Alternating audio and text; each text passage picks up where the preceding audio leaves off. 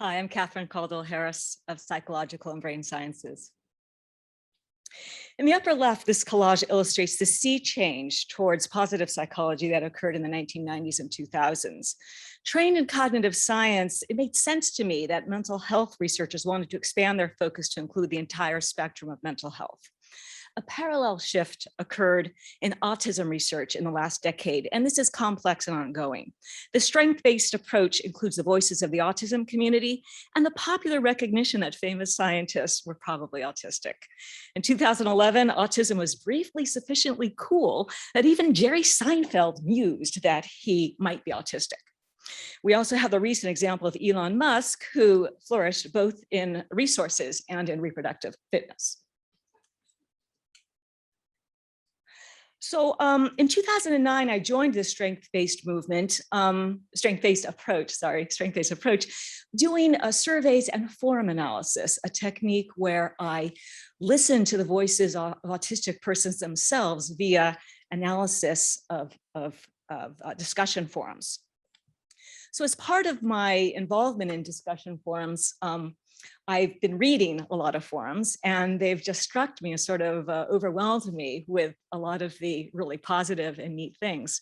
Here, this is just a graphic from one of my ongoing projects with my research team, where we're surveying systematically the existing forums that are available to support people with autism.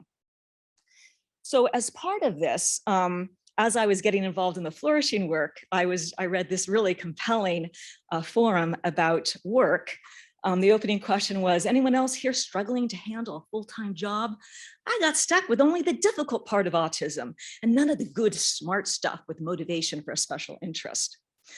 Now, most of the responses, about 90%, are of the me too and commiserating, with just wonderful examples about how hard it is. And you can see these in the blue speech bubbles. But a handful gave advice that was really, really pretty compelling, how to survive and thrive in the rose-colored speech bubbles you'll see here.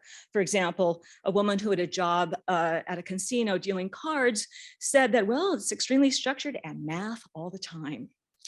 Another poster discussed how after PSD, so-called work PSD, and trauma from a regular job, she quit and spent 2 years learning computer programming and now receives passive income from her gaming app.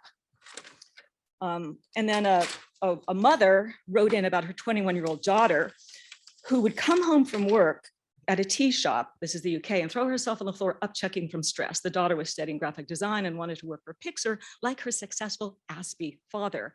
The daughter came to terms with her abilities and now delivers parcels.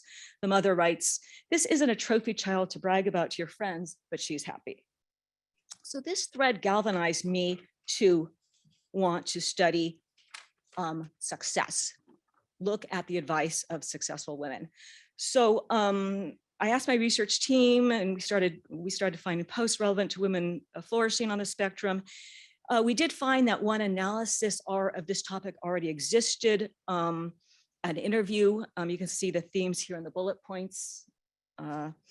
I wonder if that 1.5-hour interview had demand characteristics that may have influenced the interviews to present an aspirational narrative. In contrast, the themes we extracted were fairly pragmatic and down to earth.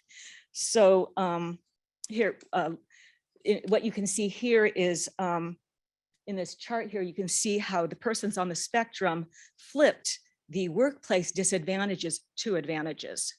So this is what I call an example of succeeding at work because of autism, not just despite autism, but because of the superpowers of autism. So, do I have time? Thank you.